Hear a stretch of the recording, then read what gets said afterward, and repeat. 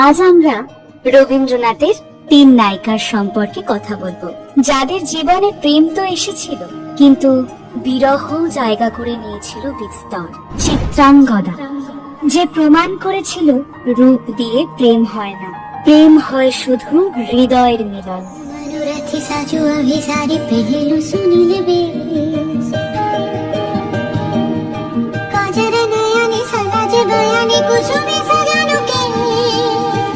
চণ্ডালিকা, জাত পাত স্পৃশ্য অস্পৃশ্যতার উপরেও যে প্রেম হয় তা প্রমাণ করেছেন।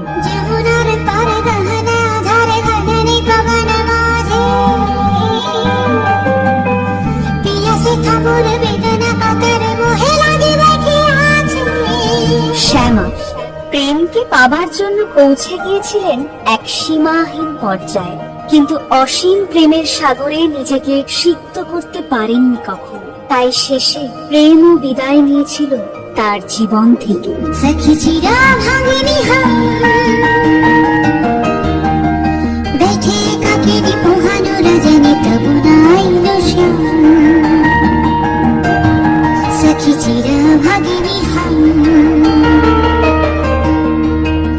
कृष्ण का जल पिघल सजल